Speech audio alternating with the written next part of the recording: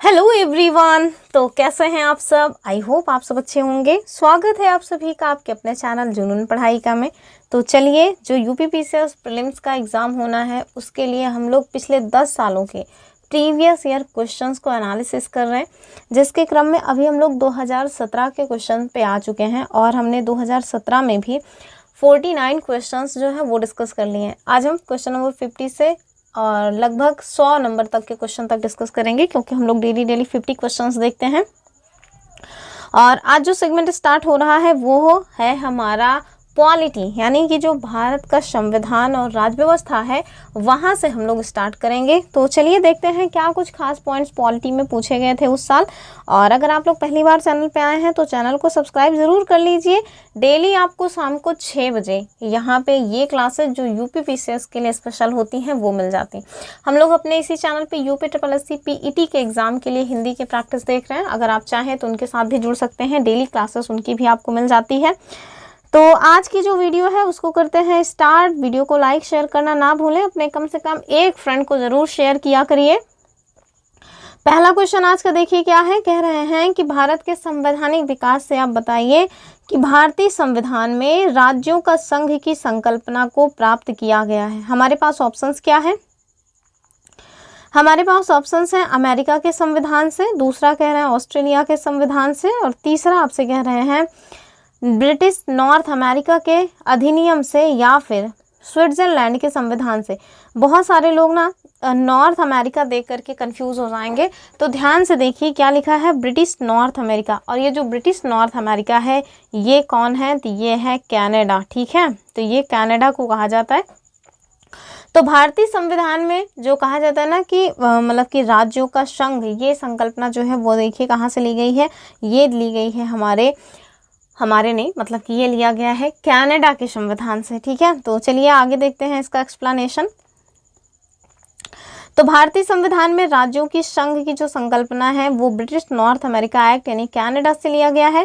भारतीय संविधान का जो अनुच्छेद 1 है उसका क्लॉज 1 क्या कहता है कि भारत राज्यों का संघ होगा। ठीक है, जबकि अमेरिका का जो संविधान है वहाँ पे आप देखें कि संघ की जगह जो शब्द यूज हुआ है वो है फेडरल। तो फेडरल हो चाहे यूनियन, दोनों का ही हिंदी अर्थ होता है संघ, लेकिन अपने यहाँ जो संघ यूज़ किया गया है उसके लिए जो इंग्लिश शब्द है वो है यूनियन। ठीक है, फेडरल नहीं है। ध्यान से देखिए, क्योंकि हमसे ना एग्जामिनर क्वेश्चन में यही दे करके फंसाते हैं पहले, मतलब कि भारत जो है वो राज्यों का संघ है, लेकिन संघ यूनियन न लिख करके फेडरल लिख देंगे तो फिर वो क्वेश्चन रॉन्ग हो जाएगा। क्यों? क्योंकि हमारा जो संघ है वो यूनियन है, फेडरल नहीं है। ठीक है, आगे देखिए, वास्तव में जो भारतीय संविधान है इसमें दूसरे देशों के संविधान से बहुत कुछ लिया गया है, इसलिए भारतीय संविधान को उधार का थैला भी लोग व्यंग्य के रूप में कह देते हैं। ठीक है, तो आप बताइए, आपसे एक क्वेश्चन पूछते हैं, बहुत ही महत्वपूर्ण क्वेश्चन।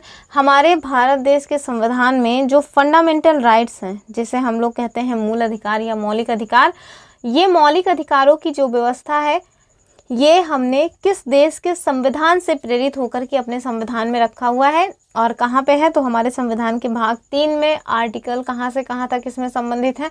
तो आर्टिकल 12 से 35। ठीक है, अगला क्वेश्चन देखिए। अगले क्वेश्चन में कह रहे हैं निम्नलिखित कथनों पर विचार कीजिए और नीचे दिए गए कूट से सही उत्तर का चुनाव कीजिए। पहला क्या है कि भारत एक लोकतंत्रात्मक देश है, यानी कि लोकतांत्रिक देश है। तो एकदम सही बात है, भारत एक डेमोक्रेटिक कंट्री है। ठीक है, दूसरा कह रहे हैं कि भारत का अपना एक संविधान है। तो ये बात भी सही है, भारत का अपना एक संविधान है, ये बात एकदम ठीक है। लेकिन हमसे कथन कारण में पूछ रहे हैं, बताना है कि क्या जो कारण है ना वो कथन की व्याख्या कर रहा है कि नहीं। ठीक है, तो हम लोग इसके लिए क्या करते हैं, इसके लिए ना क्यों की शब्द लगा करके इसको सॉल्व करने का प्रयास करते हैं। जैसे कह रहे हैं कि भारत एक लोकतांत्रिक देश है क्योंकि भारत का एक अपना संविधान है। तो क्या ये मतलब होता नहीं, ये क्राइटेरिया नहीं होता है कि किसी देश का अपना संविधान है तो इसका मतलब है कि वो लोकतांत्रिक होगा। नहीं, लोकतांत्रिक होने का मतलब है कि जो हेड ऑफ स्टेट है वो चुन करके आते हों उनका जो है पब्लिक के द्वारा चुनाव किया जाता हो, यानी पब्लिक के द्वारा ही उनको सेलेक्ट किया जाता हो, उसे हम कहते हैं कि वो एक लोकतंत्रात्मक देश है। ठीक है, तो हमारे यहाँ की जो हेड ऑफ स्टेट है वो चुन के आते हैं, यही कारण है कि हमारा भारत देश जो है वो एक लोकतंत्रात्मक देश है। अब देखिए भारत मतलब कि अगर ये वाला क्राइटेरिया लें कि जहाँ पे अपना संविधान है वो एक लोकतंत्रात्मक देश है, तो ऐसा तो नहीं होगा ना, क्योंकि देखिए जो चाइना है वहाँ पर भी तो अपना संविधान है लेकिन वो एक लोकतंत्रात्मक देश नहीं है। ठीक है, तो इसका जो सही उत्तर है वो क्या हो जाएगा कि कथन और कारण अपने आप में दोनों सत्य हैं, लेकिन जो कारण है ना वो कथन की सही व्याख्या नहीं कर रहा है। ठीक है, तो आगे देखिए आपको यहाँ एक्सप्लेनेशन में बताया भी गया है कि भारत एक लोकतंत्रात्मक देश है क्योंकि यहाँ जनता के द्वारा सरकार एक निश्चित टाइम पीरियड के लिए निर्वाचित होती है। कथन ए सही है, भारत का अपना लिखित संविधान है, अतः कारण भी सही है, लेकिन कारण जो है ना वो कथन की व्याख्या नहीं कर रहा है। ठीक है, हम लोगों के यहाँ जो सरकार है वो चुनी हुई सरकार है, ऐसा नहीं है कि जो है मतलब राजा का बेटा राजा बन रहा है, तो इस टाइप की चीज़ें नहीं, यानी कि हेड ऑफ जो स्टेट है वो हम लोगों के द्वारा चुने जा रहे हैं। ठीक है, चलिए आगे देखते हैं अगला जो क्वेश्चन है वो क्या है, और हमारा जो अगला क्वेश्चन है वो आपसे क्या कह रहे हैं, पहले तो यही देख लीजिए कहाँ से बना है। तो प्रियम्बल संघ, राज्य क्षेत्र, नागरिकता, मूल अधिकार, मूल कर्तव्य और राज्य के नीति निर्देशक तत्व। वैसे भी इनसे क्वेश्चन हमेशा ही एक ठो पूछा ही जाता है।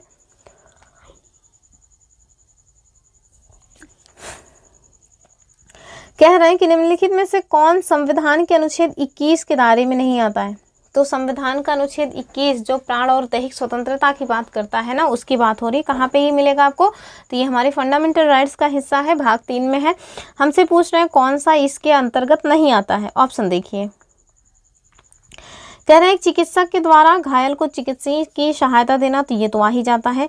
कार्यस्थल पर महिलाओं का लैंगिक उत्पीड़न मतलब लैंगिक उत्पीड़न ना होने पाए इसका ध्यान रहे, तो ये भी हो जाता है। पानी की गुणवत्ता को दूषित करना, यानी कि पानी को आप एकदम खराब मत कर दीजिए, उसको स्वच्छ रखिए ताकि लोगों के काम आए, तो ये भी हो जाता है। देखिए कैपिटल पनिशमेंट, मृत्यु दंड, ये जो मृत्यु दंड है ना ये अनुच्छेद 21 के तहत बिल्कुल भी नहीं आता है। ठीक है, तो इसका उत्तर हो जाएगा आर्टिकल 21 का मतलब ऑप्शन डी जो है वो इसका गलत हो जाएगा। ठीक है, और इसी टाइप का क्वेश्चन ना आरओ ने पूछा था 11 फरवरी वाले में स्टेटमेंट देकर ही कि जो मृत्यु का अधिकार है वो हमारा मौलिक अधिकार है, तो नहीं, मृत्यु का अधिकार हमारा मौलिक अधिकार नहीं है। ठीक है, तो यहाँ पे आपको एक्सप्लेनेशन में दे दिया गया है कि जो चिकित्सक हैं इनके द्वारा घायल को चिकित्सकीय सहायता परमानंद बनाम भारत संघ मामला जो 1998 में आया था वहाँ से दिया गया। कार्यस्थल पर महिलाओं का लैंगिक उत्पीड़न, ये विशाखा जो मामला है उससे संबंधित है, अनुच्छेद 14, 19, 21। और साथ में पानी की गुणवत्ता को दूषित करना संबंधित किससे है, तो ये अनुच्छेद 21 में शामिल है। जबकि जो मृत्युदंड है ये आपको अनुच्छेद 21 के तहत देखने को नहीं मिलेगा। ठीक है, चलिए आगे देखिए। अगला क्वेश्चन संघ राज्य की कार्यपालिका और आपात उपबंध से बना हुआ है। कह रहे हैं कि भारत और अमेरिका की राजनीतिक व्यवस्थाओं के बीच निम्नलिखित में से कौन सी विशेषताएं समान है। ठीक है, तो समान है, असमान है, इस तरह के क्वेश्चन बनते हैं। जैसे पहला कह रहे हैं औषध शक्तियां केंद्र के पास, तो ये क्वेश्चन ये मतलब कि कनाडा में है, अमेरिका में नहीं है और हमारे यहाँ है। ठीक है, तो ये हमने कनाडा के संविधान से प्रेरित होकर के अपने संविधान में लिया है, तो अमेरिका में कुल मिलाकर के पहला वाला नहीं है। तो जो आप देखिए किस तरह का इसका विकल्प बना है, हमसे कह रहे हैं कि कौन सा समान है, तो पहला जहां है उसको काट दीजिए, तो ये वाला तो कट ही गया। ठीक है, ऑप्शन डी इससे कट जाएगा। ठीक, तो ये देखिए ऑप्शन डी तो कट गया, बचा क्या दूसरा। कह रहे हैं औषध शक्तियाँ राज्यों के पास हो, तो हमारे यहाँ आप देखिए औषध शक्तियाँ केंद्र के पास है, जबकि जो है अमेरिका में इस तरह की व्यवस्था नहीं है, तो ये भी गलत हो जाएगा। तो दो जहाँ हो वो भी काट दीजिए, दो आपको यहाँ भी मिल रहा है। बचा हमारे पास तीसरा और चौथा। कह रहे हैं राष्ट्रपति के पास पॉकेट वीटो की शक्ति है, तो हाँ आप देखिए हमारे यहाँ भी राष्ट्रपति के पास पॉकेट वीटो की शक्ति है और अमेरिका में भी पॉकेट वीटो की शक्ति है। अगला क्या है कि उच्च सदन में कुछ मनोनीत सदस्य होते हैं, तो अपने यहाँ तो ये प्रावधान है, क्या अमेरिका में है, बिल्कुल नहीं। ठीक है, तो इसका जो सही उत्तर हो जाएगा वो हो जाएगा केवल एक सही है, यानी कि केवल और केवल जो कथन तीसरा है वही ठीक है कि राष्ट्रपति की जो शक्ति है, राष्ट्रपति के पास वीटो शक्ति वो अपने यहाँ भी है और अमेरिका में है। और ये भी पूछ भी रहे थे कि दोनों के पास वो कौन सी शक्ति है जो समान है, तो वही हो जाएगा ऑप्शन सी।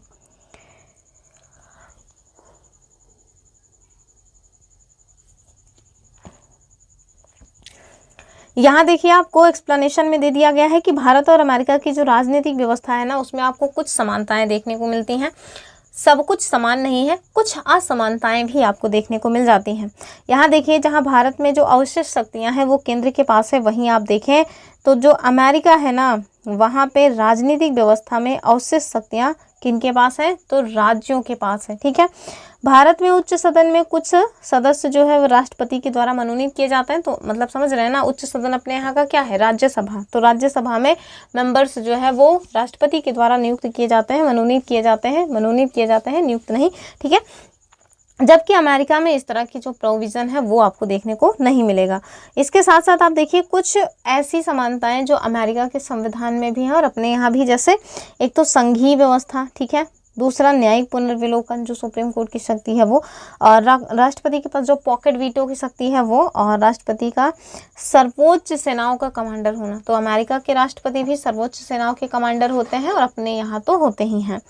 और ये सारी कुछ चीज़ें हैं जो हमारे यहाँ और अमेरिका में समान है। ठीक है, विधानमंडल से देखिए मंत्रिपरिषद से क्वेश्चन क्या बना हुआ है, करें लोकसभा का अधिवेशन गठित करने के लिए गणपूर्ति कितनी है। ऑप्शन देखें, सदन के सदस्यों के कुल संख्या का 6वां भाग, दूसरा सदन के सदस्यों के कुल संख्या का 10वां भाग, तीसरा है सदन के सदस्यों की कुल संख्या का 4था भाग, और चौथा है सदन के सदस्यों की कुल संख्या का 3रा भाग। तो मेरे ख्याल से आप समझ गए होंगे इसका सही उत्तर क्या होगा। इसका जो सही उत्तर है वो हो जाएगा ऑप्शन बी, यानी कि सदन के सदस्यों की कुल संख्या का 10वां भाग। ठीक है, तो यहाँ देखिए आपको एक्सप्लेनेशन में दे दिया गया है कि कोरम या गणपूर्ति ये सदस्यों की वो न्यूनतम संख्या होती है जिनकी उपस्थिति में सदन का कार्य जो है वो संपादित होता है। ठीक है, यह प्रत्येक सदन में पीठासीन अधिकारी और साथ मतलब समेत कुछ सदस्यों का कितना होता है, 10वां हिस्सा होता है। इसका अर्थ है कि लोकसभा का अधिवेशन गठित करने के लिए कम से कम 55 सदस्य और राज्यसभा का अधिवेशन गठित करने के लिए कम से कम 25 सदस्यों का होना अनिवार्य है। ठीक है, यदि सदन के संचालन के समय कोरम पूरा नहीं होता तो ये अध्यक्ष या सभापति का दायित्व है कि वह या तो सदन को स्थगित कर दे या फिर गणपूर्ति तक कोई कार्य संपन्न ना करे। ठीक है, अगला क्वेश्चन देखिए, अगले क्वेश्चन में आपसे क्या कर रहे हैं, सूची 1 को सूची 2 के साथ सुमेलित कीजिए, साथ में नीचे दिए गए कूट से सही उत्तर का चुनाव कीजिए। और सूची 1 में आपको राज्यों के नाम दिए गए हैं और सूची 2 में राज्यसभा के मेंबर्स कितने हैं उस स्टेट से, ये आपको बताना है। ठीक है, और इस तरह का क्वेश्चन 2023 में भी पूछा गया था यूपी पीसीएस के द्वारा। चलिए इसको मैच करेंगे। सबसे पहले गुजरात दिया हुआ है, दूसरा है कर्नाटका, तीसरा है केरल, चौथा है उड़ीसा, और आपके पास जो सीट्स की संख्या दी गई है वो है 9, 11, 12 और 10। ठीक है, चलिए अगर आप इसको मैच करेंगे तो आपको पता चलेगा कि जो गुजरात है उसकी मतलब कि राज्यसभा की कितनी सीटें हैं। तो गुजरात की जो राज्यसभा की सीटें हैं वो है अपनी 11, कितनी है, 11 है। कर्नाटका की कितनी है, कर्नाटका की 12 है। केरल की कितनी है, केरल की यदि आप बात करें तो ये हो जाएगी 9। वहीं अगर आपसे कहें कि उड़ीसा में कितनी सीट्स हैं तो उड़ीसा में जो सीट्स हैं वो हैं 10। ठीक है, तो ये थोड़ा मतलब अच्छी क्वालिटी का क्वेश्चन नहीं माना जाता है, लेकिन पूछ लिया जाता है। इसके पहले जो हम आपको बता रहे हैं 2023 में, उसमें राजस्थान का पूछा गया था, पंजाब का पूछा गया था और 1-2 ऐसे स्टेट्स थे। ठीक है, तो आप ध्यान से देख लीजिए कि गुजरात में कितनी राज्यसभा की सीटें हैं। गुजरात में आपको 11 सीट्स मिलेंगी, कर्नाटका में है 12, केरल में 9 है, जबकि उड़ीसा में 10 हैं। अब पता नहीं कब एग्जामिनर का मन कर जाए कि चलो हम इसको क्रोनोलॉजी में अर्थात बढ़ते और घटते क्रम में पूछ लेंगे, तो उनका मर्जी है, वो कैसे भी पूछ लें।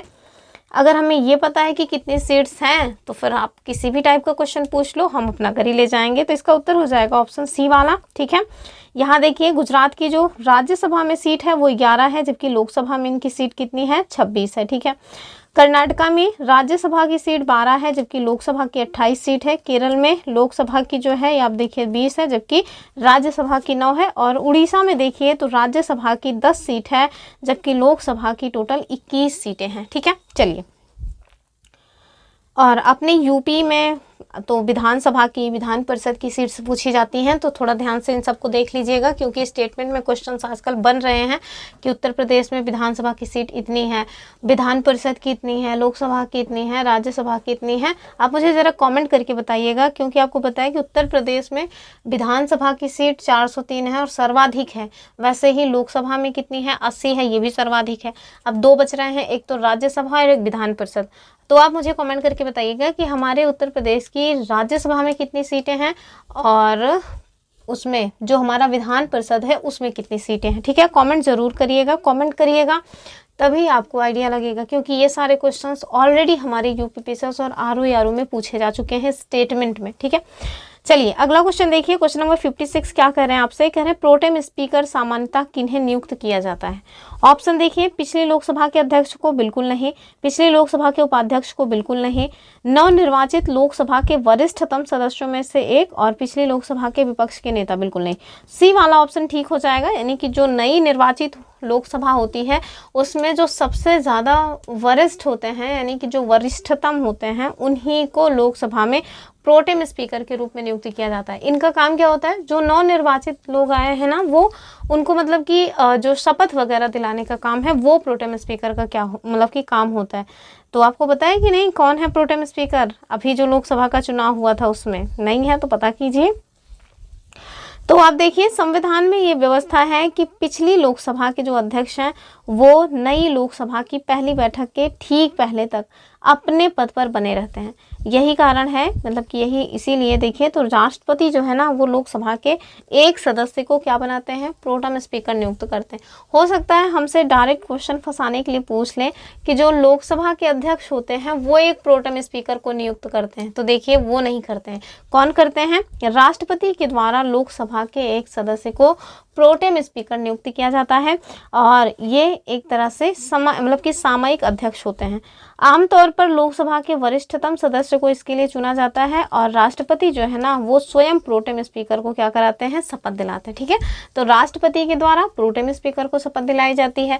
जो नवनिर्वाचित लोकसभा में मेंबर्स आए हैं उनको जो शपथ दिलवाते हैं वो उन प्रोटेम स्पीकर के द्वारा दिलवाई जाती है। ठीक है, आगे देखिए, प्रोटेम स्पीकर को स्थायी अध्यक्ष के समान ही शक्तियां प्राप्त होती हैं।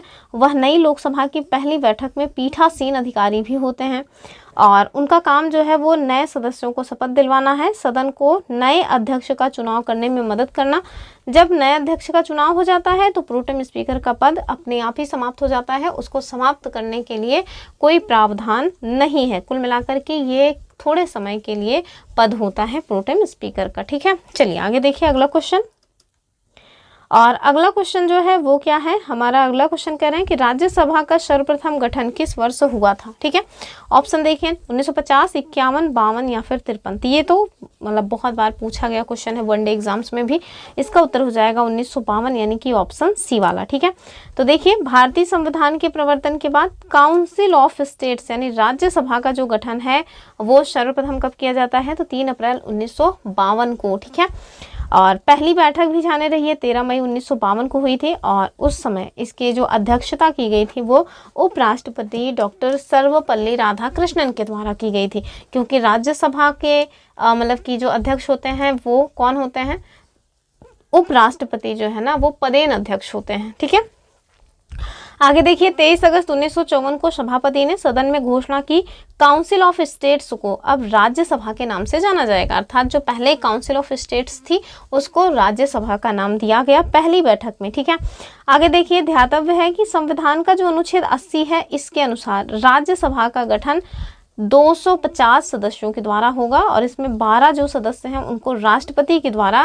मनोनीत किया जाएगा। ठीक है, जो अन्य 238 लोग हैं उनका चुनाव राज्य तथा संघ राज्य क्षेत्र यानी कि राज्य यानी स्टेट्स और जो यूटीज हैं उनकी विधान सभाओं के सदस्यों के द्वारा कैसे होगा, अप्रत्यक्ष रूप से होगा। ठीक है, मतलब कि हम लोग जाकर के वोट नहीं करेंगे, अप्रत्यक्ष चुनाव इनका होता है। ठीक है, तो इन सारी बातों को थोड़ा ध्यान रखिएगा। नेक्स्ट क्वेश्चन देखिए, कह रहे हैं कि which one of the following is not a collective privilege of the members of parliament, अर्थात कौन संसद सदस्यों का सामूहिक विशेषाधिकार नहीं है। ऑप्शन देखिए, कह रहे हैं चर्चा और प्रक्रिया की स्वतंत्रता, तो ये तो होना चाहिए। दूसरा कह रहे हैं संसद के आंतरिक विषयों के संचालन का अधिकार। ठीक है, तीसरा क्या है, तीसरा है हमारा साक्षी के रूप में उपस्थिति से स्वतंत्रता। चौथा है कि अपरिचितों को सदन से बाहर रखने का विशेषाधिकार। तो आप देखिए ये तीसरा वाला गलत है, बाकी सारे पॉइंट्स ठीक दिए हैं। ठीक है, तो देखिए जो हमारे संविधान का अनुच्छेद 105 का क्लॉज 3 है, इसमें संसद के दोनों सदनों, और संसद के दो सदन कौन है, एक तो लोकसभा और दूसरी राज्यसभा। ठीक है, तो दोनों सदनों के सदस्यों को कुछ अधिकार प्रदान किए गए हैं, जैसे इनमें ये भी शामिल है कि जब संसद का अधिवेशन चल रहा हो तो उन्हें न्यायिक गवाही आदि में जारी किए गए समन से छूट है। अर्थात कुल मिलाकर के सुप्रीम कोर्ट जो है उसमें टांग वांग ना अड़ाने पाए। और ये एक व्यक्तिगत विशेषाधिकार है, बाकी तो सभी सामूहिक विशेषाधिकार हैं। ठीक है, तो कोई भी न्यायिक गवाही आदि में जारी किए गए समन से छूट है, इसको आपको थोड़ा ध्यान से देखने की बात है। चलिए आगे देखिए अगला क्वेश्चन नंबर 59 क्या कह रहा है। कह रहा है निम्नलिखित कथनों पे आपको विचार करना है और नीचे दिए गए कूट के माध्यम से अपना सही उत्तर बताना है। पहला जो स्टेटमेंट है, कह रहे हैं कि राज्यपाल को उच्च न्यायालय के न्यायाधीश की नियुक्ति का अधिकार नहीं है। तो कहीं ना कहीं ये बात तो सही है, क्योंकि उच्च न्यायालय के जो न्यायाधीश होते हैं ना, उनको किनके द्वारा नियुक्त किया जाता है, प्रेसिडेंट के द्वारा नियुक्त किया जाता है। तो पहला वाला तो ठीक बात लिखा हुआ है। और हमसे पूछ क्या रहे हैं, कह रहे हैं कि नीचे दिए गए ठीक है। तो देखिए पहला वाला स्टेटमेंट तो ठीक है। ठीक है, एक सेकेंड, पता नहीं क्या हो गया, जब से फ़ोन बन के आया है उसमें बड़ी समस्याएं हो रही हैं। दूसरा देखिए क्या करें, तो देखिए पहला वाला तो ठीक है। ठीक, दूसरा कह रहे हैं कि वो विधानमंडल का हिस्सा नहीं है। तो ठीक बात, विधानमंडल के हिस्से हैं, मतलब विधानमंडल का हिस्सा तो है ही। जैसे हमारे यहाँ संसद बनती है राष्ट्रपति से, लोकसभा से और राज्यसभा से, वैसे ही जो राज्यों का विधानमंडल है वो विधानसभा, विधान परिषद और जो राज्यपाल हैं उनसे बनकर के बनता है। तो विधानमंडल का हिस्सा तो वो है।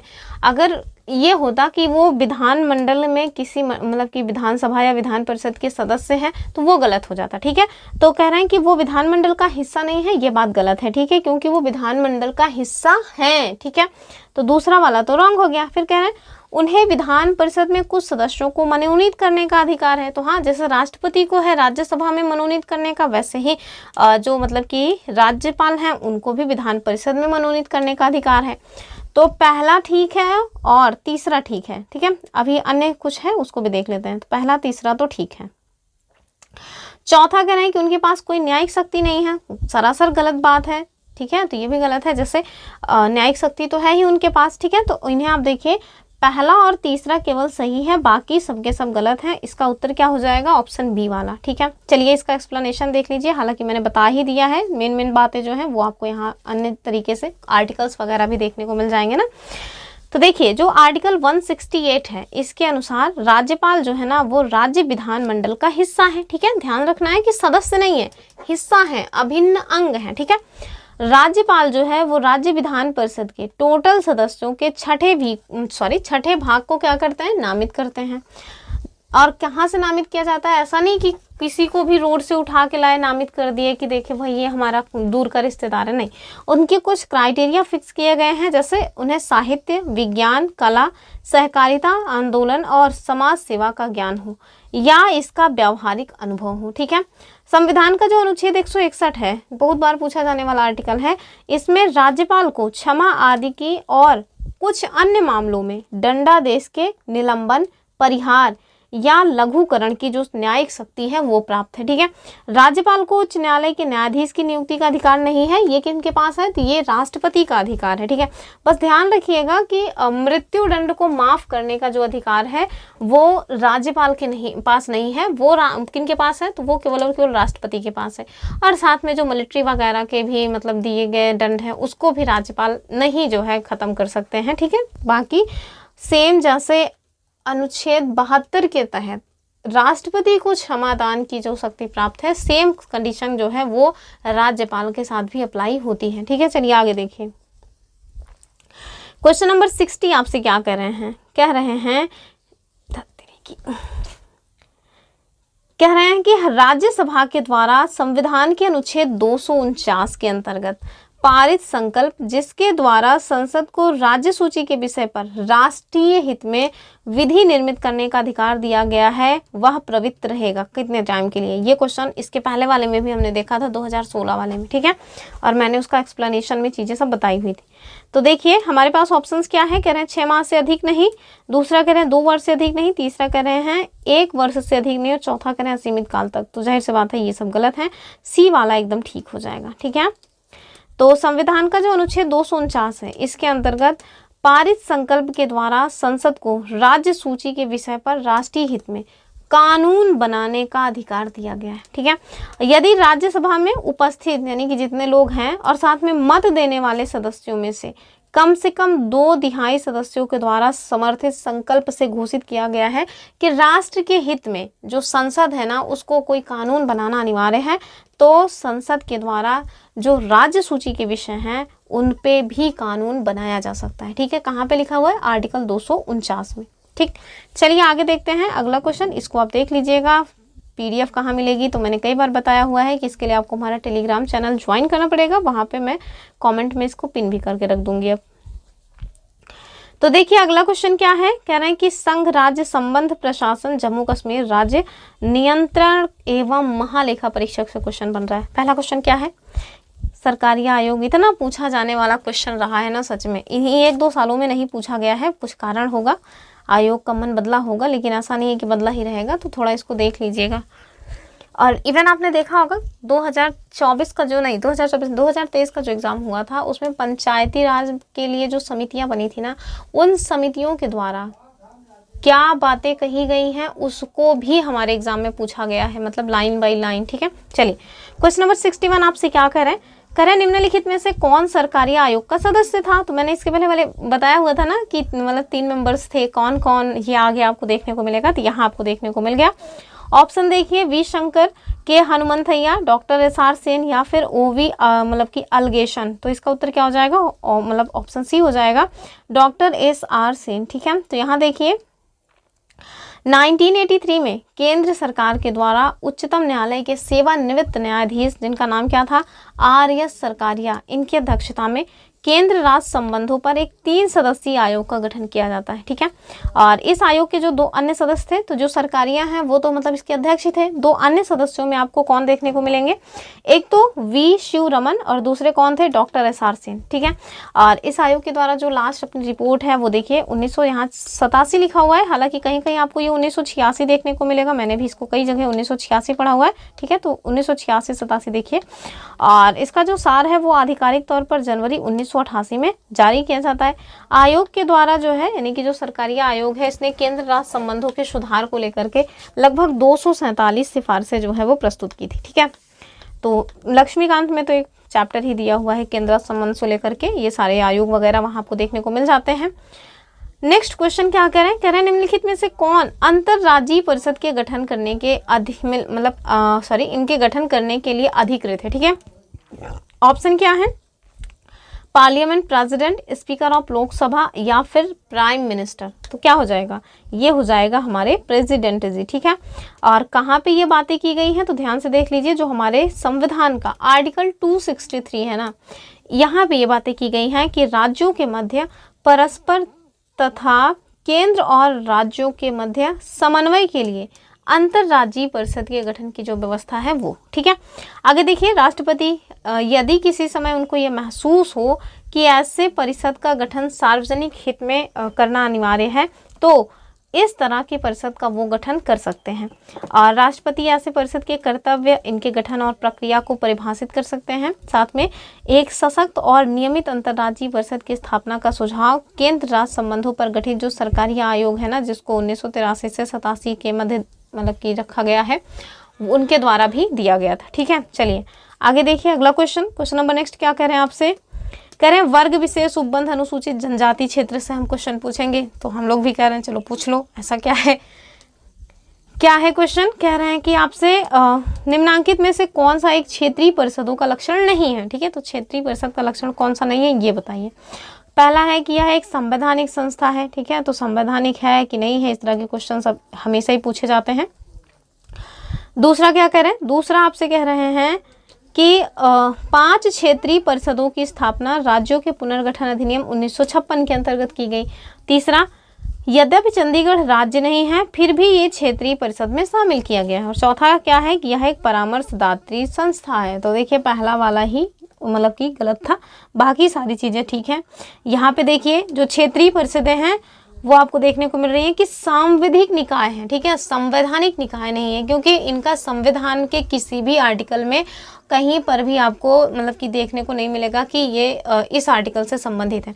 और जब कोई ऐसी व्यवस्था जो संविधान में लिखी हुई नहीं है, किसी आर्टिकल में लिखी हुई नहीं है, तो हम लोग उसको संवैधानिक नहीं मानते हैं। ठीक है, आगे देखिए, इसका जो गठन है वो संसद के द्वारा अधिनियम बना करके, कानून बना करके किया गया है, जो कि राज्य पुनर्गठन अधिनियम 1956 है। ठीक है, और इस कानून ने देश को 5 क्षेत्रों में विभाजित किया है, और वो कौन कौन सी हैं, तो ये जो क्षेत्रीय परिषदें हैं ना, इनको आप मैप में अगर देखेंगे ना तो आपको ज़्यादा अच्छे से समझ आएगा। मैप में देखने का मतलब है कि अगर आप उनको मैप में लोकेट करेंगे तो चीज़ें आपको याद रहेगी। मैंने क्षेत्रीय परिषदों से रिलेटेड एक ऑलरेडी वीडियो बना के अपने इसी चैनल पे अपलोड किया हुआ है, जिसमें मैंने एक एक पॉइंट को बहुत अच्छे से डिस्क्राइब किया हुआ है, मैप में बताया हुआ है, कैसे आप उनको याद कर सकते हैं ये भी बताया हुआ है।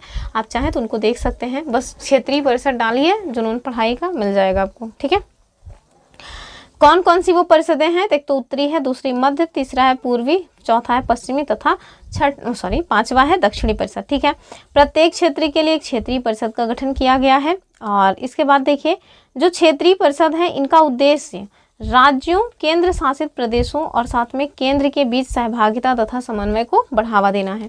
ये आर्थिक तथा सामाजिक योजना, भाषाई अल्पसंख्यक, सीमा विवाद, अंतर्राज्यीय परिवहन जैसे विषयों पर विचार विमर्श और संस्तुति करती है।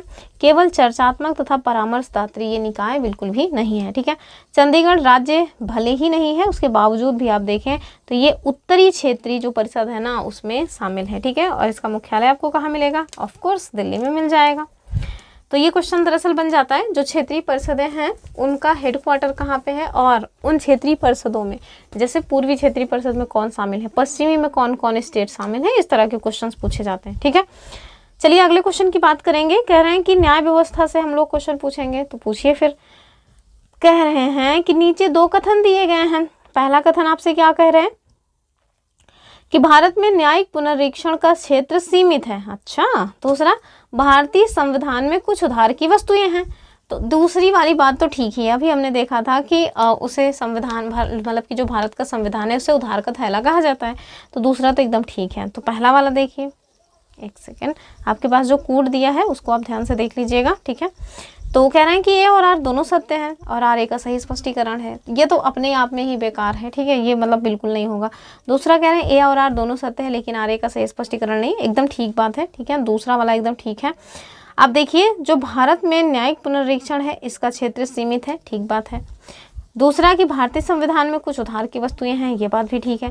अब भारत में जो न्यायिक पुनरीक्षण का क्षेत्र सीमित है वो इस कारण थोड़ी ना सीमित है कि संविधान में कुछ उधार की वस्तुएं हैं। अरे संविधान में उधार की वस्तुएं हैं वो अलग मैटर है, और भारत में न्यायिक पुनरीक्षण का क्षेत्र सीमित है वो अलग मैटर है। ठीक है, तो दोनों अपने आप में कथन सही है लेकिन एक दूसरे की व्याख्या नहीं कर रहे हैं। ठीक है, एक दूसरे का मतलब दूसरा जो है वो पहले की व्याख्या नहीं कर रहा है। यहाँ पे देखिए, भारत में जो है जो न्यायिक पुनरीक्षण है वो आपको मतलब कैसे देखने को मिलता है, तो वो विधि के द्वारा स्थापित प्रक्रिया के आधार पर संपादित होता है। ठीक है, जबकि अमेरिका में ये जो विधि है ना, ये विधि की सम्यक प्रक्रिया के अधीन होती है। ये विधि का जो सम्यक प्रक्रिया है और ये विधि द्वारा स्थापित प्रक्रिया है, ये सब हमने ऑलरेडी अपने प्रीवियस वीडियोज में बताए हुए हैं। आगे देखिए, इस आधार पर अमेरिका की तुलना में जो भारतीय पुनरीक्षण का क्षेत्र है ना वो सीमित हो जाता है। यानी कि भारत का जो मतलब कि न्यायिक पुनरीक्षण वाला क्षेत्र है वो अमेरिका की तुलना में थोड़ा शॉर्ट है, यानी कि वो सीमित है। ठीक है, आगे देखिए, वर्तमान में भारतीय न्यायपालिका के द्वारा विधि की उचित प्रक्रिया को भी अपना लिया गया है, जिससे पूर्व की अपेक्षा ये थोड़ा अधिक विस्तृत हो गया है। और भारतीय संविधान में कुछ उधार की वस्तुएं हैं, जैसे कि अभी मैंने आपसे क्वेश्चन पूछा कि बताइए फंडामेंटल राइट्स हमने कहाँ से लिया है।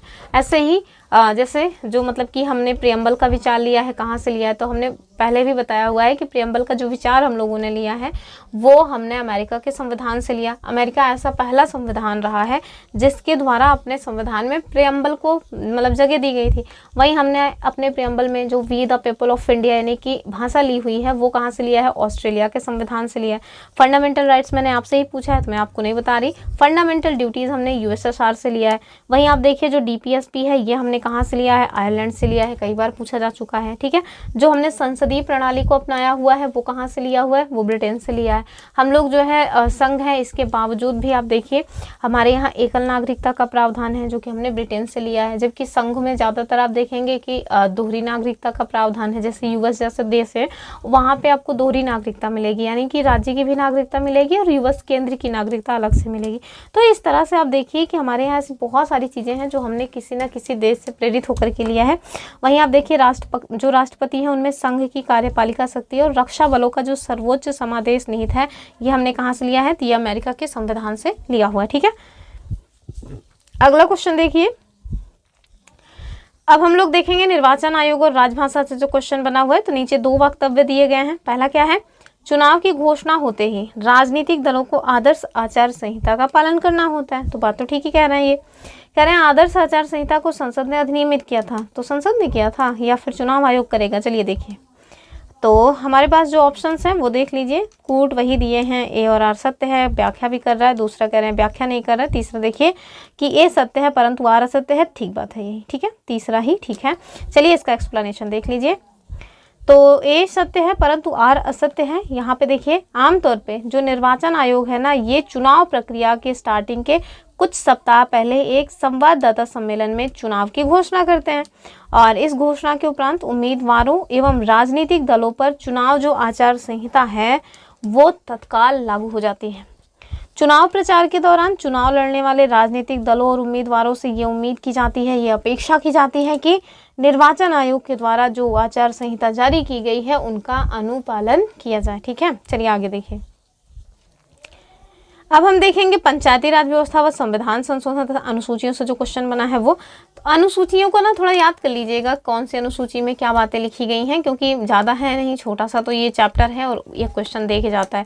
तो एक क्वेश्चन में वो आजकल मतलब 4-4 स्टेटमेंट बना के पूछने लगे हैं, तो अगर एक बार आप उसको देख लेंगे ना तो कम से कम ये एक नंबर एकदम सिक्योर हो जाएगा। चलिए देखें, एक वो अनुसूचियाँ, दूसरा जो है भाग, ये कम से कम 2 नंबर आपको हमेशा दिला के जाएंगे। और फंडामेंटल राइट्स आप इसको देख लीजिएगा तो 1 नंबर ये भी दिला देता है। डीपीएसपी भी 1 नंबर लगभग लोग दिला ही देता है। तो ये कुछ वो कोर टॉपिक्स हैं जो आप मतलब कि छोटे भी हैं, अगर आप इन्हें करना चाहें तो कम से कम 1-1 नंबर आप सिक्योर कर सकते हैं, और एग्जाम में तो पॉइंट से रह जाता है। चलिए देखिए अगला क्वेश्चन। देखो तो बाहर पता नहीं क्यों शोर मचा हुआ है, 1 सेकंड। चलिए अब हम लोग देखेंगे कि मैच करना है, तो पहले हम लोग क्वेश्चन ही देख लेते हैं, मैच कर लेते हैं, उसके बाद इसका जो मतलब कि कूट वगैरह है वो देखेंगे, क्योंकि क्वेश्चन अपने आप में बहुत लंबी सा है। सबसे पहले आप देखिए, यहीं से देखते हैं कि उद्देशिका में जो पंथ निरपेक्ष आदि जो शब्द जोड़े गए हैं वो कब हुआ था, तो ये 42वें संविधान संशोधन के माध्यम से हुआ था। डी का कहाँ हो जाएगा, दूसरा हो जाएगा। ठीक है, मताधिकार की जो आयु है वो 21 वर्ष से 18 वर्ष की गई, कब, 61वें संविधान संशोधन के द्वारा। ठीक है, फिर क्या है, 44वें संविधान संशोधन के द्वारा आप देखेंगे तो संपत्ति के अधिकार को मौलिक अधिकार से हटा दिया गया। ठीक है, बचा क्या हमारे पास, न्यायिक पुनर्रीक्षण शक्ति का परिसीमन, ये हो जाएगा 38वां मतलब संविधान संशोधन। तो यदि हम इसको मैच करेंगे तो क्या हो जाएगा, तो ए का हो जाएगा 3। ठीक है, ए का हो जाएगा 3, फिर बी का जो हो जाएगा वो हो जाएगा 4। ठीक है, 3 4, और फिर आप देखिए सी का क्या हो जाएगा, सी का हो जाएगा 1। ठीक है, 3 4 1, और बचा क्या 2, तो 3 4 1 2 जहाँ पे होगा वही इसका उत्तर हो जाएगा। 3 4 1 2 देखिए ऑप्शन सी में दिया है। ठीक है, इसका उत्तर क्या हो जाएगा, ऑप्शन सी। चलिए अब इसमें ऐसा कुछ है नहीं कि बताया जाए।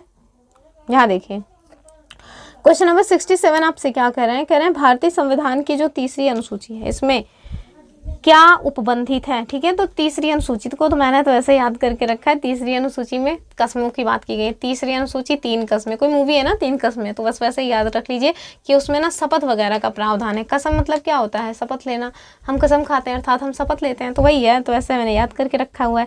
तो देखिए संघ के मंत्री के लिए पद की शपथ का प्रारूप, दूसरा क्या कह रहे हैं, कह रहे हैं कि उच्चतम न्यायालय के मुख्य न्यायाधीश द्वारा ले जाने वाली शपथ का प्रारूप, तीसरा भारत के राष्ट्रपति के लिए पद की शपथ का प्रारूप, और चौथा क्या है, संसद के सदस्य के द्वारा ली जाने वाली शपथ का प्रारूप। तो देखिए इसका उत्तर क्या हो जाएगा, इसका उत्तर हो जाएगा ऑप्शन सी वाला। क्यों, क्योंकि जो राष्ट्रपति और उपराष्ट्रपति हैं इनके लिए ना अलग से ये प्रावधान किया गया है, बाकी अन्य जो हैं उन सब के लिए जो शपथ है वो आपको 3री अनुसूची में मिल जाएगी। ठीक है, तो ऑप्शन सी जो है वो ठीक हो जाएगा। चलिए इसकी व्याख्या जो है उसको आप देख लीजिए कि जो भारतीय संविधान की 3री अनुसूची है इसमें किसका प्रावधान किया गया है, तो शपथ या प्रतिज्ञान के प्रारूप दिए गए हैं। किसके किसके लिए बात की गई है, तो संघ के जो मंत्री हैं उनकी पद की बात की गई है, वो लोग शपथ कैसे लेंगे, क्या लेंगे। वहीं संघ के मंत्री के लिए जो गोपनीयता की शपथ का प्रारूप है वो दिया गया है। तीसरा, संसद के निर्वाचन के लिए अभ्यर्थी द्वारा ली जाने वाली शपथ का जो प्रतिरूप है वो। अगला जो है संसद के सदस्य के द्वारा ली जाने वाली शपथ या किए जाने वाले प्रतिज्ञान का प्रारूप दिया है। अगला है उच्चतम न्यायालय के न्यायाधीश और जो हमारे भारत के नियंत्रक और महालेखा परीक्षक हैं, इनके द्वारा जो शपथ ली जाती है उसका प्रारूप। किसी राज्य के मंत्री के पद का जो प्रारूप है वो शपथ का प्रारूप। किसी राज्य के मंत्री के लिए गोपनीयता की जो शपथ है वो। किसी राज्य के विधानमंडल के निर्वाचन हेतु जो अभ्यर्थी के द्वारा ली जाने वाली शपथ का प्रारूप है वो। किसी राज्य के विधानमंडल के सदस्य के द्वारा ली जाने वाली शपथ या किए जाने वाले प्रतिज्ञान का प्रारूप। वहीं आगे देखें तो उच्च न्यायालय के न्यायाधीश के द्वारा ली जाने वाली शपथ या प्रतिज्ञान का प्रारूप।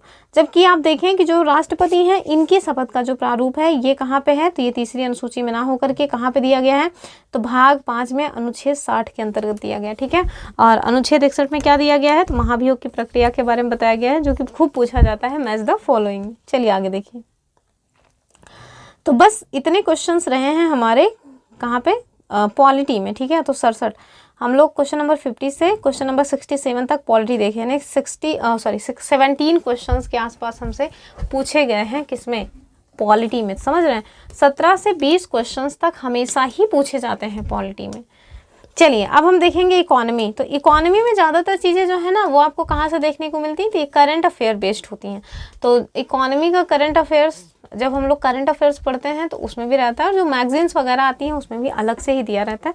फिलहाल के लिए चलिए देखते हैं कुछ चीज़ें, तो जैसे नीतियाँ वगैरह हैं, कुछ जो पहले से चली आ रही स्कीम्स वगैरह हैं वो पूछ ली जाती हैं, तो उसको देखेंगे।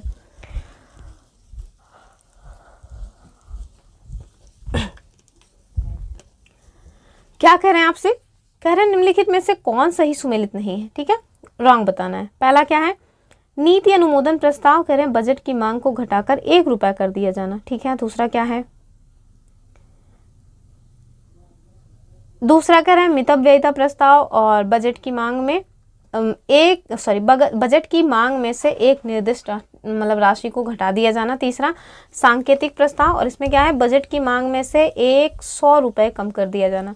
चौथा क्या है, वोट ऑन अकाउंट यानी कि लेखा अनुदान और बजट मांगों को पूर्ण रूप से वित्तीय वर्ष के लिए पारित करना। बस यही वाला रॉन्ग है, बाकी सारी बातें ठीक है। ठीक है, तो इसका गलत क्या है, यही वाला हमसे गलत ही पूछा गया था। ठीक है, तो चलिए सॉरी यहाँ पे देखिए, बजट पास करने की जो प्रक्रिया है ना, वो बजट पेश किए जाने से इस पर चर्चा करने और अनुदानों की मांग जो है उसको स्वीकृत करने और विनियोग तथा वित्त विधेयकों के पास होने तक सामान्यतः चालू वित्तीय वर्ष के प्रारंभ होने के बाद तक भी चलती रहती है। और जब तक संसद मांगे स्वीकृत नहीं कर लेती तब तक के लिए ये आवश्यक है कि देश का जो प्रशासन है उसको चलाने के लिए सरकार के पास पर्याप्त धन उपलब्ध हो।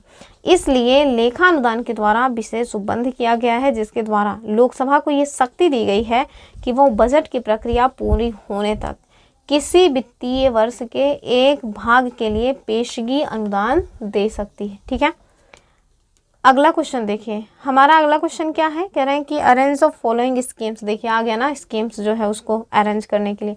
ये थोड़ा अजीब सा लगता है, क्यों इतनी पुरानी स्कीम्स को हम लोग याद करें, बताइए। इस बार जो 2024 में पूछा गया, इतना क्रोनोलॉजी पूछा गया, और उसने तो मतलब स्कीम्स को इतना क्रोनोलॉजी में लगवाया। 4-5 स्कीम पूछा, सब क्रोनोलॉजी एकदम, मतलब हवा टाइट करने वाला क्वेश्चन 2024 का था। तो चलिए देखिए, एक सेकेंड, अभी दरअसल ये जितनी स्कीम से दी हुई है ना इसका सब, और पहले देखिए इसका उत्तर ही नहीं आया है। तो कुछ तो खास बात है ही अपने आयोग में, ज़रूरी थोड़ी ना है कि उनको खुद समझ आता हो जो उन्होंने दिया हुआ है आपको करने के लिए। खैर चलिए देखते हैं। तो हमारे पास जो स्कीम्स हैं वो देखिए, सुकन्या समृद्धि योजना है, अटल पेंशन योजना है, मेक इन इंडिया है, प्रधानमंत्री जनधन योजना है। तो जब इसका उत्तर ही ढंग का नहीं आया है तो हम लोग क्या करेंगे, हम लोग इसको बस देख लेंगे कौन सी स्कीम कब शुरू की गई है, ताकि अगर आगे फिर से वो पूछें तो हमें पता रहे। तो देखिए, सुकन्या समृद्धि योजना 22 जनवरी 2015 को स्टार्ट की गई। अटल पेंशन योजना 9 मई 2015 को स्टार्ट की गई। मेक इन इंडिया जो है ये कब स्टार्ट की गई, 25 सितंबर 2014 को, जबकि प्रधानमंत्री जनधन योजना जो है वो 28 अगस्त 2014 को स्टार्ट की गई थी। ठीक है, तो उन्होंने अपना विकल्प वगैरह ढंग से कोई एक को सेट ही नहीं किया। जब विकल्प ही नहीं सेट किया है तो फिर उसमें ज़्यादा दिमाग कोई क्यों लगाना है। अगला क्वेश्चन देखिए, करें सामाजिक सुरक्षा अधिनियम 2008 के अंतर्गत प्रारंभ की गई राष्ट्रीय स्वास्थ्य बीमा योजना आच्छादित करती है किसको? तो ऑप्शन देखिए, केवल संगठित क्षेत्र के श्रमिकों को, या फिर केवल ग्रामीण क्षेत्र के जो श्रमिक हैं उनको, तीसरा केवल असंगठित क्षेत्र के श्रमिक को, और चौथा है सभी श्रेणी के श्रमिकों को। तो क्या हो जाएगा? तो ये जो स्वास्थ्य बीमा योजना आई थी 2008 में, इसके अंतर्गत केवल असंगठित क्षेत्र के जो श्रमिक हैं उनको शामिल किया जाता था। ठीक है, तो इसको आप देख लीजिए, 2008 की है, बस इसका ईयर याद रखिए। आगे देखिए, कह रहे हैं गृहिणी योजना के दौरान शिशु मृत्यु दर यानी कि कितना रहा था, यानी कितना मतलब कम करने का लक्ष्य रखा गया था। ऑप्शन देखिए हमारे पास क्या है, कह रहे हैं 27 पर 1000 लाइव बर्थ, दूसरा 28 प्रति 1000 लाइव बर्थ, तीसरा है हमारा 29 प्रति 1000 लाइव बर्थ, और चौथा क्या है 30 प्रति 1000 लाइव बर्थ। इसका यदि हम उत्तर बात करें तो क्या हो जाएगा 28 प्रति 1000 लाइव बर्थ। ठीक है, चलिए देखिए इसका जो एक्सप्लेनेशन है वो, तो जो 11वीं पंचवर्षीय स्कीम है, पहले तो यही जानिए कब की है। तो ये 2007 से 12 तक चली थी, उसके बाद तो फिर आपको पता ही है पंचवर्षीय योजनाओं का क्या हुआ। आगे देखिए, राष्ट्रीय विकास परिषद जिसको NDC बोला जाता है, इसका अनुमोदन 19 दिसंबर 2007 को प्राप्त हुआ। और इस योजना का उद्देश्य क्या था? जो शिशु मृत्यु दर है उसको घटाकर 28 तथा जो मातृ मृत्यु दर है इसको घटा करके 1 प्रति 1000 जीवित जन्म के स्तर पर लाना। टोटल TFR 2.1 तक, मतलब कि 2.1 तक या उससे नीचे लाना था। अभी आप देखिए 2.1 से नीचे हो चुका है TFR। ठीक है, आगे देखिए, कह रहे हैं आर्थिक सर्वेक्षण 2015-16 के अनुसार निम्नलिखित में से किसे भारतीय व्यवस्था का चक्रव्यूह चुनौती माना गया? ऑप्शन देखिए, भारतीय अर्थव्यवस्था का समाजवाद से पूंजीवाद की ओर जाना, और दूसरा क्या है, दूसरा है हमारा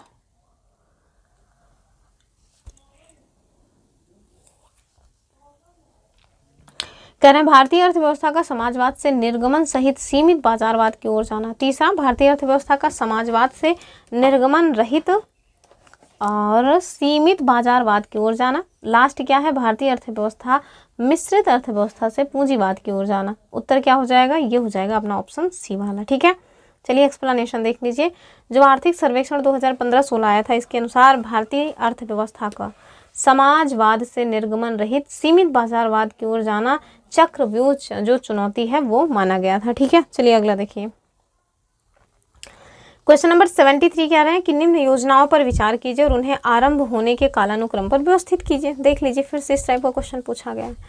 तो मतलब 2024 में कोई नवाचार नहीं हुआ था कि ढेर सारी स्कीम्स दे करके उनको क्रोनोलॉजी में पूछा गया, नहीं, पहले भी वो पूछे हैं, मतलब उनकी आदत है इस तरह के काम करने की। चलिए देखिए कौन कौन सा है। एक तो प्रधानमंत्री जनधन योजना है, तो ये ठीक है, ये सारी तो कुछ मतलब की जानी पहचानी सी स्कीम्स लग रही हैं।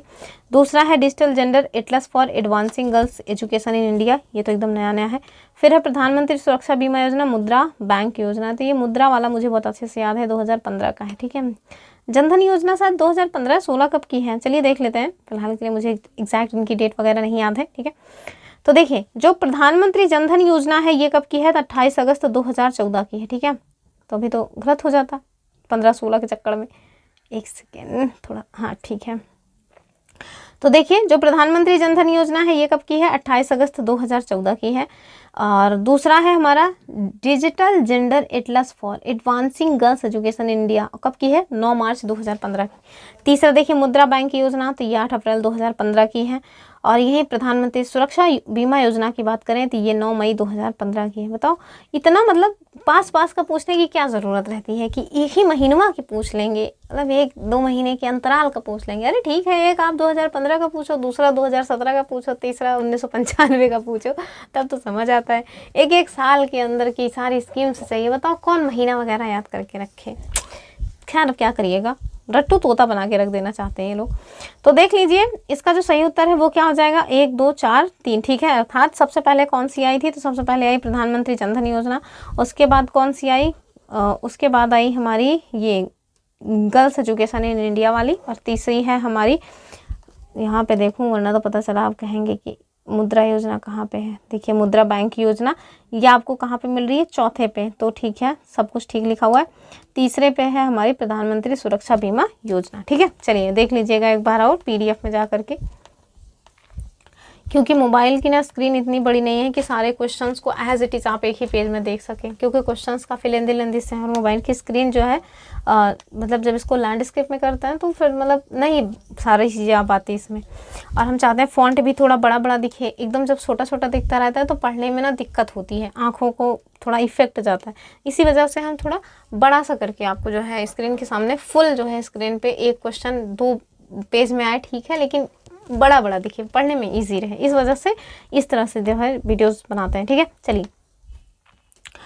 अगला क्वेश्चन कह रहे हैं कि निम्नलिखित में से समन्वित बाल विकास सेवा योजना के अंतर्गत कौन सी सेवा प्रदान नहीं होती है। ठीक है, पहला पूरक आहार, दूसरा है रोग प्रतिरक्षण, ठीक है, तीसरा क्या है, तीसरा है हमारा बच्चों को निःशुल्क पुस्तकें और विशाल पोशाक का वितरण, और चौथा है 3 से 6 वर्ष की आयु के बच्चों को स्वास्थ्य और पोषण शिक्षा। क्या हो जाएगा इसका उत्तर? इसका उत्तर हो जाएगा ऑप्शन सी वाला। ठीक है, क्या हो जाएगा? ये हो जाएगा ऑप्शन सी, अर्थात सी वाला जो है ये नहीं प्राप्त होता है, बाकी सारी चीज़ें प्राप्त होती हैं। यहाँ पे देखिए समन्वित बाल विकास योजना या एकीकृत बाल विकास जो योजना है ये 6 वर्ष तक के बच्चों, गर्भवती महिलाओं, साथ में स्तनपान कराने वाली महिलाओं के स्वास्थ्य, पोषण और शैक्षणिक सेवाओं को एकीकृत करने की एक स्कीम है। और ये महिला और बाल विकास मंत्रालय के अंतर्गत कब प्रारंभ की गई थी, तो इसको जरूर ध्यान से देख लीजिएगा, 1975 में। और इस योजना में बच्चों को निःशुल्क पुस्तक और पोशाक वितरण का कोई भी उपबंध नहीं है। ठीक है, चलिए कह रहे हैं वित्त वर्ष 2017-18 में संघ सरकार के बजट की 10 मुख्य विषय वस्तुओं में कौन सम्मिलित नहीं है। तो उस टाइम की ये बात है, उसको आप बस उत्तर जान लीजिए, बहुत है, बस जाने रहिए कि इस टाइप के क्वेश्चंस को पूछते हैं। तो ये हो जाएगा निर्यात निष्पादन। ठीक है, चलिए आगे देखेंगे अगला क्वेश्चन। और बजट वाला तो हमेशा ही नया नया आता है, तो हर साल का नया बजट आता है, तो उसमें हम लोगों को नया चीज़ें पढ़ने पड़ता है, तो ज़रूरी थोड़ी ना बस ये जाने कि हाँ इस तरह का क्वेश्चन वो लोग पूछते हैं, तो बजट में हम लोग इस तरह की चीज़ों को मतलब देख लें। अगला जो है वो मुद्रा बैंकिंग और कर प्रणाली केंद्र वित्तीय संबंध से पूछा जा रहा है। कह रहे हैं कि बुलेट कैपिटलिस्ट यानी कि बैल पूंजीपति किसे कहा जाता है। तो ये कौन होंगे? ये वही होंगे जिनके पास मतलब ऐसे किसान जिनके पास धन है लेकिन उसके बाद भी वो गरीब हैं। ठीक है, तो ऑप्शन सी जो है वो हो जाएगा बैल पूंजीपति, यहाँ पे देख सकते हैं। आगे देखिए अगला क्वेश्चन क्या है, क्या कह रहे हैं आपसे, कह रहे हैं कि हम भारत का विदेश व्यापार और आर्थिक संगठन शेयर बाजार से क्वेश्चन पूछेंगे। और कह रहे हैं कि चलो बताओ निम्नलिखित में से किस वर्ष में संयुक्त राष्ट्र संघ ने परम गरीबी की परिभाषा अंगीकृत की थी। ऑप्शंस देखिए 1994, 95, 97, 96। बताओ, इतना क्लोज ऑप्शन देते हैं, क्या हो जाएगा? ये हो जाएगा 1995। ठीक है, तो 1995 में ही परम गरीबी की परिभाषा यूएनओ के द्वारा दी गई थी। ठीक है, परम गरीबी से तात्पर्य क्या है? तो जिसमें मानव की जो मूलभूत आवश्यकताएं हैं यानी जो बेसिक नीड्स है ना वो भी पूरी ना हो सके, जैसे स्वास्थ्य, शिक्षा, आवास, सूचनाएं, स्वच्छता, शुद्ध जल और भोजन। ठीक है, चलिए क्वेश्चन नंबर नेक्स्ट क्या करें, निम्नलिखित में से कौन एक वर्ल्ड इकोनॉमिक फोरम द्वारा ग्लोबल जेंडर गैप इंडेक्स जो है इसके आकलन हेतु प्राचल के रूप में प्रयुक्त नहीं होता। इतना ये पूछा जाने वाला क्वेश्चन है कि क्या बताऊँ। इस बार तो 2024 वाले में तो कई सारी जो है ये इंडेक्स दे करके उसका दूसरी साइड पूछे थे कि चलो मिलान करो कौन इसको जारी करता है। ठीक है, चलिए देखते हैं। तो इसमें क्या हो जाएगा, स्वास्थ्य, शिक्षा, आराम और आर्थिक स्थिति। तो जाहिर सी बात है कि आराम इसमें शामिल नहीं है। इसमें जो ग्लोबल जेंडर गैप इंडेक्स आता है ना इसमें स्वास्थ्य है और आर्थिक स्थिति है और एजुकेशन जो है वो शामिल है। ठीक है, चलिए आगे देखिए, साइंस से क्वेश्चन आ रहा है, क्या करें कृत्रिम उपग्रह पृथ्वी से सुस्पष्टता से ट्रैक किया जा सकता है, किसके द्वारा? तो आप देखिए डॉपलर प्रभाव द्वारा, दूसरा है रडार द्वारा, तीसरा है सोनार, चौथा है पल्सर। तो क्या हो जाएगा, ये हो जाएगा डॉपलर प्रभाव द्वारा। ठीक है, और चलिए अगले क्वेश्चन की बात करेंगे। और अगला क्वेश्चन क्या करें, एक सुरंग में, देखिए इस टाइप का क्वेश्चन पूछा गया था, आपको याद है कि नहीं? जो क्वेश्चन मतलब कि 2024 में आरओ का एग्ज़ाम हुआ था उसमें ये वाला क्वेश्चन पूछा गया था। चलिए फिलहाल के लिए देखिए, कह रहे हैं कि एक सुरंग में 100 वाट क्षमता वाले 5 बल्ब लगातार 20 घंटे तक जलाए जाते हैं, संपूर्ण विद्युत खर्च होगी। मैंने बोर्ड पे जितने भी क्वेश्चंस पूछे गए थे ना वो सब सॉल्व कराए हुए हैं। आरओ में जो भी क्वेश्चंस पूछे गए थे 2024 का जो एग्ज़ाम हुआ था, आप उसको चाहें तो देख करके मतलब कि पढ़ सकते हैं कि हाँ किस तरह से ये जो क्वेश्चन हैं उन्हें सॉल्व किए जाते हैं। ठीक है, तो मैंने बोर्ड रखा हुआ है, उस बोर्ड पे ये सारे क्वेश्चन सॉल्व करवाए हुए हैं। तो चलिए इसका जो उत्तर है वो जान लीजिए। ये हो जाएगा अपना ऑप्शन सी, यानी कि 10 यूनिट। और इसको सॉल्व करने का जो सही तरीका है वो भी जाने रहिए कि विद्युत खर्च जो है इसको हम लोग कैसे निकालते हैं। तो वॉट इंटू घंटा बटे 1000 से निकालते हैं।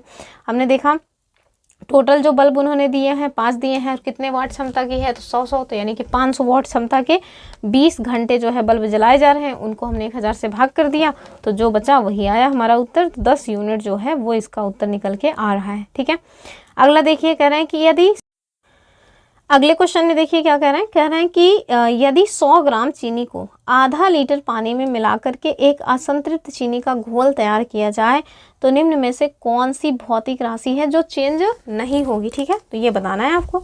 ऑप्शन देखिए, द्रव्यमान, दूसरा है घनत्व, तीसरी है सांद्रता, चौथा है आयतन। तो अब देखिए आयतन चेंज नहीं होगा, बाकी सब कुछ चेंज हो जाएगा। तो यहाँ पे देखिए कि यदि आप 100 ग्राम चीनी को आधा लीटर पानी में मिलाते हैं तो उसका जो द्रव्यमान है वो पहले तो वही चेंज होगा। ठीक है, और जब द्रव्यमान में होने वाला जो परिवर्तन है वो जाहिर सी बात है कि घनत्व को भी प्रभावित करेगा।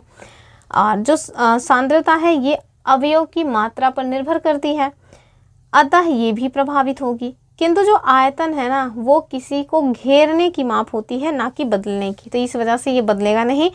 हालांकि बाद में इसको जो है आयोग ने जो इसका उत्तर है वो ए माना था, और ए में आप देखिए कि द्रव्यमान दिया हुआ है। ठीक है, चलिए क्वेश्चन नंबर 82 क्या है कि एक मोबाइल चार्जर, अब जो हमारे फ़ोन का चार्जर है वो क्या होता है। तो ऑप्शन देखिए ये हो जाएगा एक मतलब कि अपचाई ट्रांसफार्मर। ठीक है, इसको आप देख लीजिए।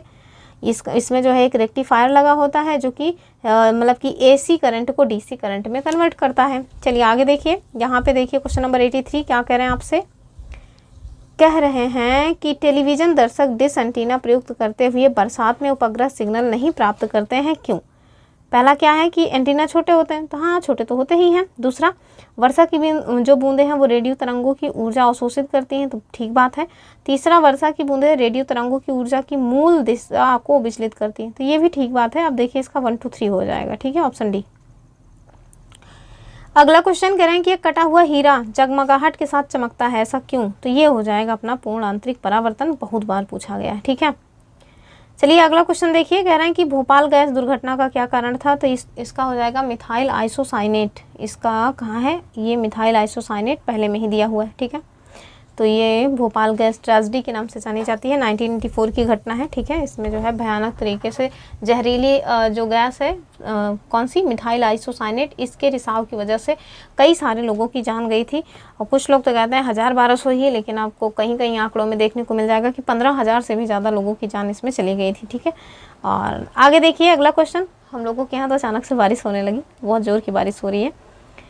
चलिए देखिए क्या है, कह रहे हैं कि एलपीजी सिलेंडर की रिसाव से उत्पन्न दुर्गंध निम्नलिखित में से किसकी होती है। ये भी क्वेश्चन कई बार पूछा गया है। तो आपको पता है ना कि ये इथाइल मरकैप्टन इसमें डाला जाता है, वरना तो ये बदबू ही ना करे, मतलब कोई गंध ही इसमें ना हो। इसमें जो गैस है वो बिना मतलब कि गंध की होती है। चलिए, तो जो द्रवित पेट्रोलियम गैस है वो प्रोपेन, ब्यूटोन और आइसोब्यूटेन आदि हाइड्रोकार्बन का मिश्रण है। और साथ में इसका यूज़ कहाँ होता है, तो घरों में रसोई गैस के रूप में यूज़ होता है।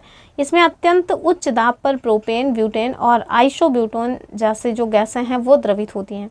और इन्हीं द्रवित हाइड्रोकार्बन के मिश्रण को क्या कहते हैं, द्रवित पेट्रोलियम यानी एलपीजी कहते हैं ना, क्या कहते हैं इसको, लिक्विड पेट्रोलियम गैस, यही कहते हैं, नहीं ना कुछ और कहते हैं।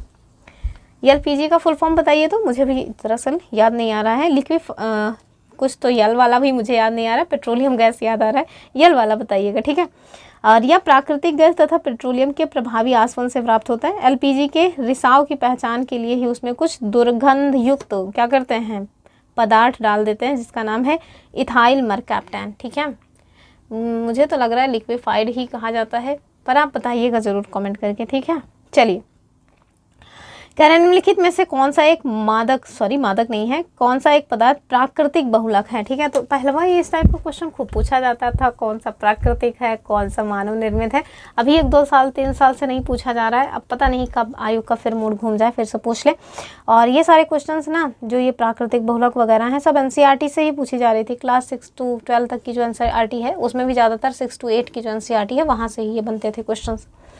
चलिए, बैकेलाइट, रेशम, लेक्शान या फिर केवलार, तो ये क्या हो जाएगा, ये हो जाएगा अपना ऑप्शन बी, ठीक है, रेशम। तो जो रेशम है ना वो प्राकृतिक बहुलक है, क्योंकि नेचर के द्वारा प्राप्त किया जाता है, ठीक है।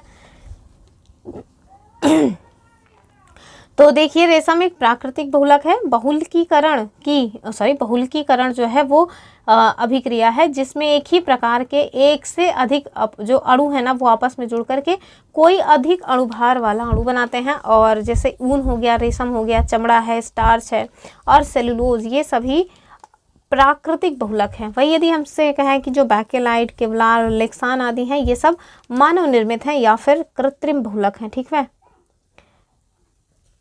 अगला क्वेश्चन देखिए, कह रहा है कि यूरिया क्या है, तो ये क्या है, तो ये एक नाइट्रोजन युक्त कार्बनिक यौगिक है। चलिए आगे देखिए अगला क्वेश्चन, और इसको आप देख लीजिए, इसका सूत्र जरूर देख लीजिए, NH2 का होल ट्वाइस CO होता है, ठीक है। चलिए आगे देखिए अगला क्वेश्चन, कह रहे निम्नलिखित में से कौन सा कार्बनिक अम्ल अंगूर, इमली तथा केला में प्रचुर मात्रा में पाया जाता है। तो खट्टे वाले में जो पाया जाता होगा वही होगा, और खट्टे वाले में क्या मिल जाता है। अब एसिटिक एसिड मत मार दीजिएगा, सिट्रिक मत मार दीजिएगा, क्योंकि आप देखिए जो अंगूर, इमली और केला है वो केवल खट्टे ही नहीं होते हैं, कुछ और भी होते हैं। तो इसका जो सही उत्तर है वो हो जाएगा टार्टरिक एसिड, ठीक है। और ये जो सिट्रिक है ये आपको कहाँ मिलता है, तो नींबू में मिल जाता है। और ये एसिटिक एसिड आप जानते ही हैं। लैक्टिक एसिड आपको कहाँ मिलता है, तो ये हमारे दही में मिल जाता है, ठीक है। दही में नहीं, मतलब दूध में क्या मिलेगा, दही में मिलता है, ठीक है। तो यहाँ पे दूध ही दिया गया है, लेकिन आप जानिए कि दही में मिलता है। चलिए आगे देखिए, वनस्पति विज्ञान बॉटनी से क्वेश्चन पूछा गया है कि फलों में मीठा स्वाद जो है ना वो किसके कारण होता है। तो ये सब भी बहुत घिसा पिटा सा है, फ्रैक्टोज हो जाएगा, ठीक है। इसको आप देख लीजिएगा, फ्रैक्टोज। और अगला जो क्वेश्चन है वो क्या कह रहे हैं आपसे, एक सेकेंड, हाँ, एक साइड उत्पाद दिया गया है, दूसरी साइड स्रोत। ये हींग वाला तो कई बार जो है मतलब वन लाइनर टाइप का भी पूछा गया है, कहाँ से प्राप्त होता है, तो हींग जो है ना वो जड़ से प्राप्त होता है। चलिए फिलहाल के लिए देखते हैं। सबसे पहले क्या देखेंगे, क्या है, एक साइड उत्पाद दिया है, दूसरी साइड स्रोत दिया हुआ है। तो जो पहले पता हो वही, सबसे ज़्यादा घिसा पिटा सा जो है वो है कुनैन, कहाँ से मिलता है, सिनकोला की छाल से, ठीक है। तो डी का 1, ठीक है, तो डी का 1 हो जाएगा। अफीम जो है ये कहाँ से प्राप्त होती है, तो मतलब कि जो कच्चा फल होता है वहाँ से मिल जाता है अफीम में, कहाँ है ये, अफीम का सी हो जाएगा। बचा हींग का भी हमने आपको बताया, ये जड़ से प्राप्त होती है। उसके बाद रबड़, तो ये हो जाएगा तना। ठीक चल रहा है कि नहीं, चलिए देखिए, ए का क्या हो जाएगा 3, दूसरे का क्या हो जाएगा, सॉरी यानी कि बी का हो जाएगा 2, 3 के बाद 2, सी का हो जाएगा 4 और डी का हो जाएगा 1। तो आप देखिए 32 41 कहीं दिया है, 32 41 दिया तो है बी में, तो बस यही इसका उत्तर हो जाएगा, ठीक है। ये हो जाएगा, क्या हो जाएगा, ये वाला। चलिए यहाँ पे देखिए, अफीम जो है वो कच्चे फल से जो है, कच्चे फल का जो दूध वगैरह होता है उससे बनता है। हींग जो है जड़ से मिल जाती है, रबड़ तनी से प्राप्त होता है, और कुनैन जो है सिनकोना की छाल से प्राप्त होता है, ये तो पता ही है। मलेरिया में जो है ये रोग के उपचार के लिए यूज आता है। चलिए आगे देखिए अगला क्वेश्चन, विज्ञान में क्या पूछ रहे हैं, करें कौन सा सही सुमेलित नहीं है, रॉन्ग बताना है। एक साइड प्रदूषक, दूसरी साइड होने वाली बीमारी। तो इस बार पूछा गया था मरकरी वाला, मतलब कि जो 2024 में 11 फरवरी को पेपर हुआ था उसमें पूछा गया था मरकरी, और मैंने सोचा इटाई पूछ रहे हैं। चलिए देखते हैं, इसको हम लोग मैच करेंगे। ये बहुत इंपॉर्टेंट है, इसको थोड़ा मतलब कि ध्यान से देख लीजिए, क्योंकि हमेशा ही पूछा जाता है। इस बार आरओ ने भी पूछा हुआ है, बस इन चारों में से नहीं, कुछ और पूछा है, लेकिन ये पूछते ज़रूर हैं। तो कह रहे हैं कौन सा सही सुमेलित नहीं है, चलिए देखते हैं। पारा को कह रहे हैं मिनी माता, अच्छा। कैडमियम को कह रहे हैं इटाई, अच्छा। नाइट्रेट को कह रहे हैं ब्लू बेबी सिंड्रोम, और लास्ट में है क्या, फ्लोराइड है। फ्लोराइड को कह रहे हैं कि, एक सेकेंड, अपच, तो यही वाला गलत है, ठीक है, डी वाला गलत है, बाकी सब सही है। तो आप ध्यान से देख लीजिए, जो नाइट्रेट आयन है ना, नाइट्रेट जो है ये ब्लू बेबी सिंड्रोम, इसको वही मतलब कई बार पूछा गया है वन लाइनर में भी। कैडमियम से इटाई हो जाता है, पारा से हो जाता है मिनी माता, ठीक है। चलिए और अगला क्वेश्चन क्या है, कह रहे हैं कि चलो हम लोग कथन कारण का क्वेश्चन पूछेंगे। तो पहला क्या है, मानव शरीर जो है वो सेलुलोज के पाचन में असक्षम है, यानी कि सक्षम नहीं है। दूसरा, मानव शरीर में स्टार्च अपघटक एंजाइम डायस्टेस विद्यमान रहता है, ठीक है। आपके पास जो वही घिसा पिटा सा मतलब कि है ना, कि पहला सही है दूसरा सही है, व्याख्या भी कर रहा है, फिर दूसरे में पहला सही है दूसरा गलत है, इस टाइप का दिया हुआ है। इसका जो सही उत्तर है ना वो हो जाएगा ऑप्शन बी वाला, नहीं कि दोनों अपने आप में सही है लेकिन इसकी व्याख्या नहीं हो रही है, ठीक है। तो आप देखिए जो मानव शरीर है इसमें सेलुलोज के पास, जो मानव का शरीर है ना वो सेलुलोज का पाचन नहीं कर सकता, ठीक है। वो मतलब कि उसके अंदर इतनी मतलब कि क्षमता नहीं है कि वो सेलुलोज को पचा ले जाए। मानव शरीर में स्टार्च जो है ये अपघटक एंजाइम डायस्टेज विद्यमान रहता है, परंतु इन दोनों का कोई भी आपस में सीधा संबंध आपको देखने को नहीं मिलेगा, ठीक है। तो आपस में ये कथन कारण ठीक है लेकिन व्याख्या नहीं कर रहा है। कह रहे हैं सुई चुभाने पर निम्नलिखित अंगों में से कौन सा अंग है जिसको दर्द महसूस नहीं होगा, बताइए। मस्तिष्क, त्वचा, हृदय या नेत्र? तो जाहिर सी बात है ब्रेन को जो है कोई भी दर्द महसूस नहीं होगा। तो सुई चुभाने पर मानव शरीर के मस्तिष्क को दर्द महसूस नहीं होता, बल्कि इसे मात्र नसों में होने वाले परिवर्तन से ये संकेत मिल जाता है कि कुछ तो घटना घटी है, ठीक है। इसलिए शरीर दर्द महसूस करता है। तो आगे देखिए अगला क्वेश्चन क्या है। कह रहे हैं कि इसमें खुर नहीं पाए जाते हैं, तो चमगादड़ वगैरह में क्या खुर पाए जाएंगे। चलिए हिरण, तो हिरण में तो खुर पाए जाते हैं। गीदड़, तो ये तो कुत्ते टाइप का होता है ना, तो इसमें कहाँ से खुर पाया जाएगा। जेब्रा, घोड़ा, इन सब में मिलता है। तो जो कुत्ता बिल्ली होते हैं ना उनके खुर नहीं होते, उनके तो पंजे होते हैं। तो उसका उत्तर हो जाएगा ऑप्शन बी वाला, ठीक है, जयकाल या गीदड़। चलिए अगला क्वेश्चन देखिए। भैंस गाय में भी खुर पाए जाते हैं। हम लोग को क्या भैंस गाय है तो हम लोगों ने देखा हुआ है। हार्मोन और फंक्शन, एक सेकेंड, तो एक साइड हार्मोन दिया है, दूसरी साइड फंक्शन, और ये क्वेश्चन कहाँ से पूछा गया है, डायरेक्ट एनसीईआरटी से बना हुआ है, ठीक है। चलिए इंसुलिन कह रहे हैं रक्त शर्करा का नियंत्रण करता है, ठीक ही है, एकदम ठीक बात है ये। दूसरा क्या है, मेलाटोनिन कह रहे हैं निद्रा का नियंत्रण, ठीक बात है। तीसरा है ऑक्सीटोसिन स्तन ग्रंथि से दुग्ध का निस्तारण, तो ये भी ठीक है। गैस्ट्रिन कह रहे हैं रक्तचाप का नियमन, तो बस यही गलत है, ठीक है। चलिए आगे देखिए। तो जो गैस्ट्रिन है यहाँ पे आप देख लीजिए कि यह उदर यानी कि पेट में होता है, और गैस्ट्रिक ग्रंथियों को पेप्सिनोजन यानी कि पेप्सिन एंजाइम का एक ये अक्रिय स्वरूप है, और हाइड्रोक्लोरिक अम्ल जिसको हम HCl कहते हैं के स्रावण के लिए उद्दीपित करता है। गैस्ट्रिन का स्रावण कहाँ पे होता है, तो पेट में होता है भोजन पहुँचने से, ठीक है। और न्यून जो है pH इस स्राव को क्या कर देता है, रुकावट लाता है। चलिए आगे देखिए। क्वेश्चन नंबर 97 क्या कह रहे हैं कि पित्ताशय में उपस्थित पत्थर निम्नलिखित में से किसका पाचन प्रभावित करता है। समझिए कितना मतलब कि अजीब सा क्वेश्चन है ना। तो वो पित्ताशय में जो पथरी हो जाती है उसके बारे में पूछ रहे हैं। ऑप्शन देखिए, प्रोटीन का नहीं, बिल्कुल नहीं। देखिए फैट वाले में दिक्कत हो जाती है, ठीक है। वसा का जो है ये पाचन नहीं कर पाते हैं। चलिए आगे देखेंगे। और इसके पहले ना मतलब अभी हाल ही में जो एग्जाम हुए थे उसमें पूछा गया था किसका बनता है, तो कैल्शियम ऑक्सलेट का बनता है, इस टाइप। अगले क्वेश्चन में कह रहे हैं निम्नलिखित में से कौन सा आनुवंशिक रोग नहीं है, अर्थात माता पिता से नहीं प्राप्त होता है। ऑप्शन देखिए, रतौंधी, रक्तहीनता, हीमोफीलिया या वर्णांधता, तो ये हो जाएगा रतौंधी, ठीक है। तो नाइट ब्लाइंडनेस जो है ना वो मतलब कि यूं ही हो जाता है, उसमें शाम के टाइम में आपको स्पष्ट नहीं दिखाई पड़ता है, यानी कि सांप रखा हुआ है, सॉरी सांप पड़ा है कि रस्सी रखी हुई है, आपको समझ नहीं आएगा। पता चला आपने रस्सी समझ के सांप को पकड़ लिया, फिर आपको ले जा करके कहाँ पे रखा गया है, चारपाई पे लेटा करके डॉक्टर फिर सुई हुई लगा रहे हैं। चलिए फिलहाल के लिए भगवान करे ऐसा कुछ ना हो, तो मजाक का हिस्सा है।